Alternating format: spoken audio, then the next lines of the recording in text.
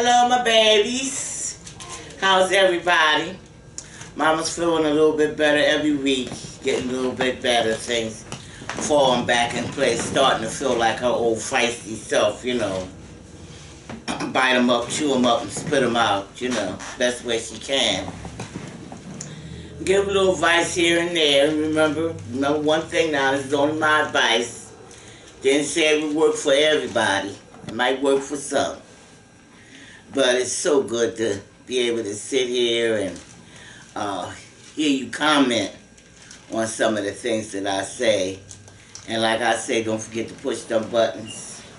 Let them know that you are watching me.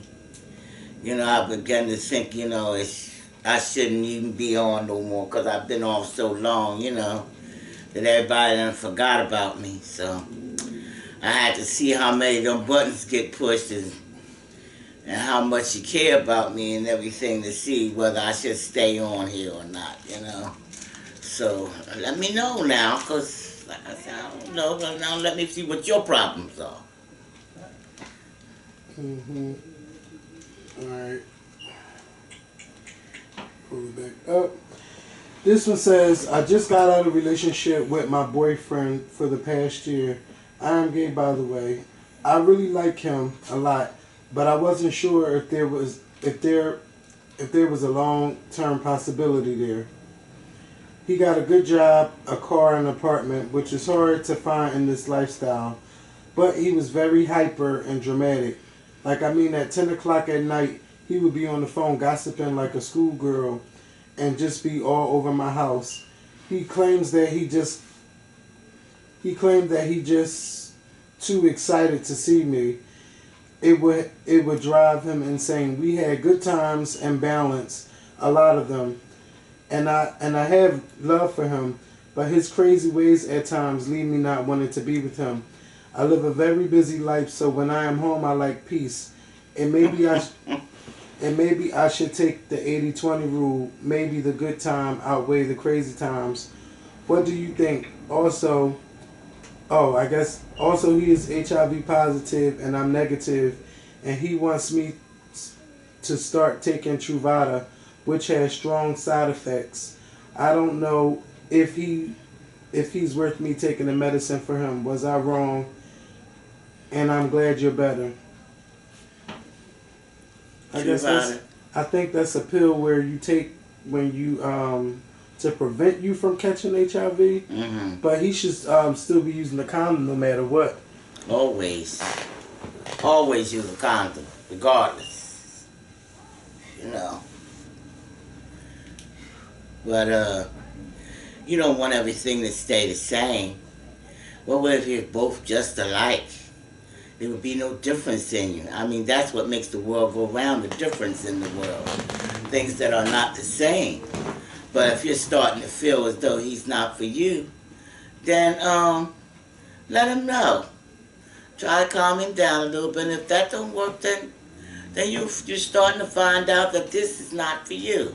His lifestyle is not your lifestyle. I mean, everybody's lifestyle don't have to be the same. You know, I don't think I would want somebody that his lifestyle had to be the same as mine. You know, my friend, my husband, my lover. He's quite different than I am. He's a quiet person. You know, but when he says something, he means what he say. And he can be nasty when he get nasty. And I just go on about my business. I thought I was nasty. You know. Anytime somebody can bite on my nasty, woo, you know, he done bit me, then I just go head on, you know. Act like I didn't hear, not hear, okay, all right, you know. But you don't want him to be the same. You don't want him to be the same as you. It would be a heck of a world if everybody was the same. My God. If we were all killers, all murderers, everybody lovers, that's it. You would want everybody to be lovers. But if you really starting to feel that way, check it out. Slowly but surely. And if you find out that that's not the thing for you, then let him know. Don't drag him on.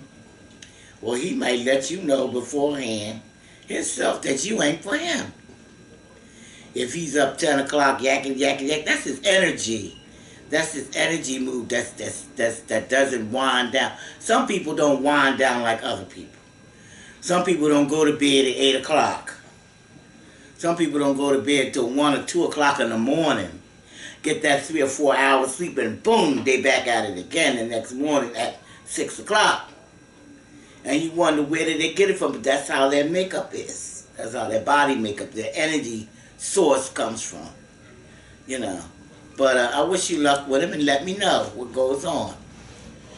The next letter says, I'm glad to see you're doing better and back to good health. This is an update from my situation. I decided to keep my babies. I'm having twin girls, which are due next month. Oh, wonderful. Since I last wrote you, I have been through a lot, especially with my so-called family. After I decided I was going to keep my babies, my mother wasn't happy and she cut me off. She hasn't spoken to me since September of last year. After my mom stopped having anything to do with me, it seems like my life just fell apart. But I worked hard and never gave up. A lady who knew my family took me in and helped me get a job sitting with an older couple that pays $10 an hour. And I have been working 12 hours, 5 days a week since September to make sure my kids will have everything they need. Do you think I should make one last attempt to reach out to my mother? This is a girl that was 16 and raped by her uncle, and she decided to keep the babies. Well, like I said, it wasn't the baby's fault. And God seen fit to bring them here. It wasn't her fault at all. It wasn't your fault, and it ain't their fault. And you're doing the right thing. If there wasn't, they wouldn't be coming here. Keep reaching out to your mom. Your mom has her own private feelings because it's a brother that did this to you. And a lot of people feel like babies like that, you know, go ahead, flush it, get rid of it, pretend like it didn't happen. But it did happen. It's reality. You know, so God didn't pretend like it didn't happen. He didn't flush it away. He breathed that life into it. Regardless of how we may feel about it, life is still the most wonderful thing in the whole wide world. What we do with it is what's important. How we fashion it, shape it, turn it around. Sometimes we're not experts at it and we make a lot of mistakes. But it seems to me you've made up your mind and you've gone the right way. Just to keep your hand in God's hand. See, He didn't leave you out there. When your mother turned her back on you, what happened? Other people reached out to you. Other people helped you. Turned you around and showed you that there is another way. So you know what? God is with you, baby. And you know what? I will keep my hand right in His. Keep reaching out to her.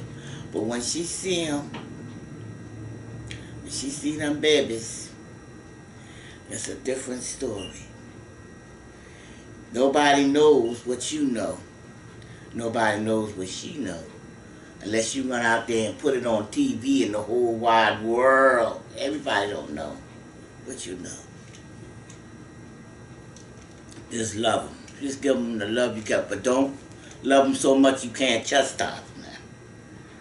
It ain't no good if they calling you names and saying all kinds of things to you. Chastise them, let them know. If you don't do what you're supposed to do in this world, you will pay for it one way or the other. You know. But give them the love and stuff that they need. And I bless you for your decision because like I said, it ain't the baby's fault. And let me know what happened. I wanna see a picture of him. This one says, I'm a 25-year-old gay black man. My on and off best friend of 7 years who was gay has miraculously turned straight and met a woman and met a woman this past September that he just got engaged to. He also asked me to be in a wedding as a groomsman. I have a few issues. I've never met his fiance, and I think he is desperate for love, so he's marrying her because she is showing him some attention. There is a huge part of me that wants to end the friendship because on top of this, I feel he is not a loyal friend. My question is, should I go along to get along and be in a wedding, or should I just let the entire relationship go? Thank you in advance for your tough love. Well, you confused me. If he's got somebody he's marrying, what's he doing with you? That's his best friend. Oh, that's your best friend? Then you be with your best friend. Let him be your best friend. You don't turn on him because he went the other way. He hasn't turned on you, has he? You still are who you are? Go on and be anywhere and have fun. Have a good time. Life brings pleasures and things that you never know. You think things won't change, and out of the clear blue sky they do. Things change a lot of times overnight. You could have $1 million today and wake up tomorrow morning and ain't got a damn nickel. Somebody done stole it. Somebody done did something, made something happen that wasn't right. Go have fun with it. Enjoy him. Enjoy the life that he's getting ready to live.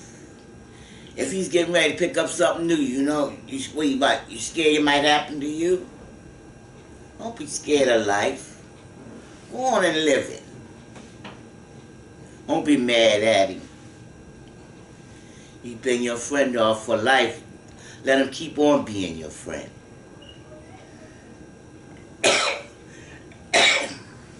This one says, I just got out of a relationship with my boyfriend. I really like him a lot, but I wasn't sure if they... Oh, this is the same letter. This is the same letter. They just sent it to a different email. Okay. This one's kind of long, but I'm going to read it. It says, I am beating myself up about a relationship that went bad, and I need to know if it's worth making a fuss about.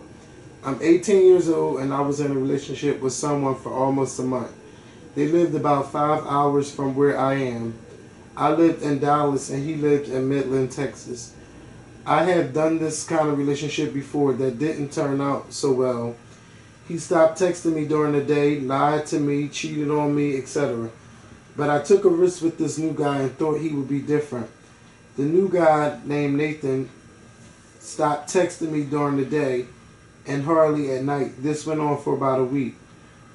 In reaction and scared of getting hurt, I broke up with him for a day. His reaction was he told me I broke his heart and how could I do something like that to him. My stomach was in knots the whole time and I was crying while doing it. After a day, I texted him back and told him that I made the wrong decision and that I wanted him back. After basically begging for him back and telling him why I broke up, he took me back. After a week of being together, he tells me that he has done a lot of talking to his friends and they bring up a lot of good points that I broke his heart, and if I did it once, I'll do it again. He then tells me he doesn't know if he feels the same after what I did. After a little arguing about how I was selfish and that I didn't trust him enough, he told me we're better off as friends. We loved each other and he was so easy to give up on me and let me go, but I wasn't. I fought in that moment, but he let go. I feel like the whole thing is my fault, but should I even beat myself up about this? I really like to hear your take on this. Well, you weren't out there cheating with nobody, so you don't have to worry about that side of it. It's just that sometimes we get scared. We're so scared of somebody saying no. Go away, I don't need you, I don't want you, I don't want to be with you. But it's all right to hear those words. Because sometimes those words will open you up and show you the right way to go and show you the right thing to do. You don't want to hear, I need you, I want you, I want you, I want you, I want you, I want you all the time, and it don't mean anything. You want it to mean something to you. But if you feel as though you made a mistake and you asked him, could he come back to you? And he did. But now he's decided that he don't trust you. because you might do the same thing to them. Maybe you should just leave it at that. And let's just see what happens. You know, you just want to be friends, just be friends. And then in the process of it, you can still go out there and find yourself somebody else if you want to. If you're only going to be friends. You know? And stop worrying yourself about it. You're too young to be worrying about. Yeah, that's what I was about to say.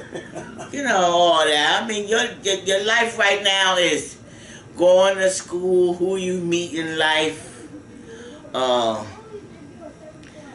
people that you meet in life, and the situations that you go through in life right now. So don't sit down and worry yourself about what could have been. Oh my God, God made so many beautiful women or many beautiful men out here. And like I said, don't worry about it. Just go ahead on. Alright, this last one says, advice. Simply put, I was sexually abused by my sister's father, her biological father, and the man that she grew up to know as her father. What? Wait. I heard what she said. Okay. Her biological father and the man that she grew up to know as her father. Her real father was not around her at the time of her birth because he was jailed for what he did. Unfortunately, I was not able to speak on the fake father because of how my mama reacted to me when I first told her that he was molesting me. I could overhear her calling me a lying bitch. So I lived with the man abusing me for 10 years, and when I moved out, he then went to my other sisters, except the sister that I am speaking of. My dilemma is that I want to speak up on this, but my sister is now getting married, and it will be an overseas wedding.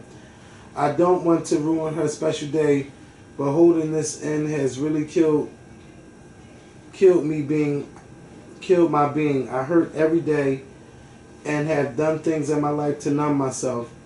As I see the women come out about Bill Cosby not saying he is guilty, I see how it can be a relief. How should I handle this or just let it be? Signed, Silently Dying. You shouldn't be dying. God set you free. You're free from it, and so is she. And hope to God it doesn't happen to no other female in your family.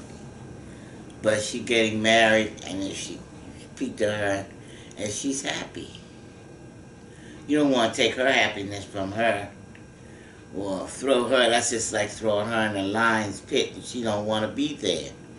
If she has something to say about what went on, how it happened, you know, how long it's been. If she wants to speak up on it, that's something altogether different.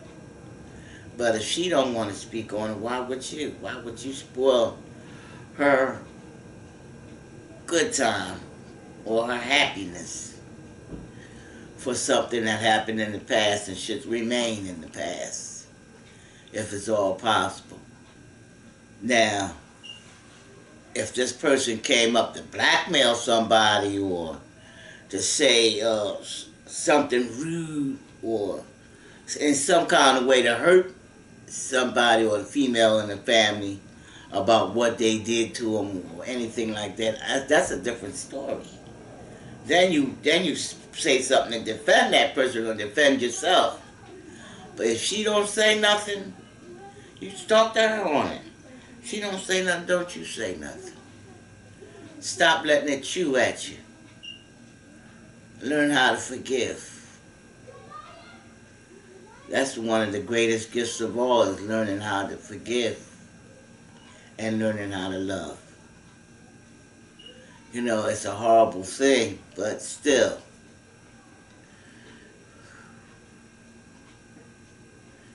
You can do it.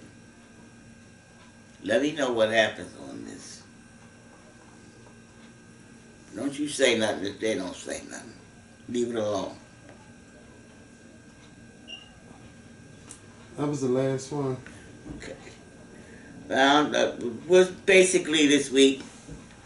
We all talked about whether you want to be sure about somebody. Well, I'm going to tell you, there's no such thing as really being sure about anybody. You can think you have somebody, love them to death today, and like I said, tomorrow, they change their mind, they're going on about their business. You can only take what little life has to offer you, or has it to give you.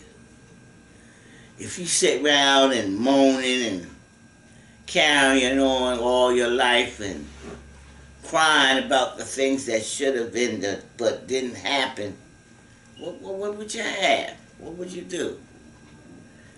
You know, you got to learn how to look at life and smile at the things that do happen, the good things that do happen. Like a lot of people didn't wake up this morning. They woke up. Oh, people say, oh, my legs hurt, or oh, my knees hurt, but you can still walk on them. That's a blessing right there. Some people can't even walk on them. You know, they can't move their hands. They can't move their feet. You know, they can't do the things for themselves that they wish they could do, just to even wash themselves. You know, be able to wash your face or to brush your teeth. Somebody else got to do this for you. And to be able to still do the things that you want to do. And the differences in life, this goes to show you that nothing stays the same. It's not supposed to. Everything is supposed to keep moving. Just like the sun, the moon, and the stars keep moving. We have to keep moving right along with it. Don't make your life a whole lot of misery. Because you know what? There's so much misery out there. I don't think misery outweighs the happiness. Because if it did, we wouldn't be here. We'd all be dead and gone. We'd be done killed each other. There's a lot of love down here, but we just have to learn how to give it. And we got to learn when to give it. And when not to give it. When not to overdo it. You know, we take things for granted. Things is going to be this way, things are going to be that way, and then you find out that it's not. Learn how to be happy with what you have. Not always wanting. Desiring. You know.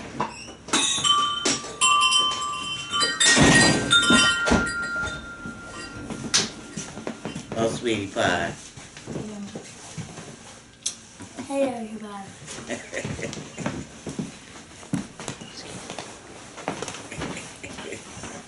My granddaughter. One of my babies. But I hope to see you next week. And I hope that you know I love you. Like I said, please push them buttons and let me know that come on back here and spend some time with me. You know, I need to know this. You know. I'm hungry. Love you. I'll see you next week. Oh my God.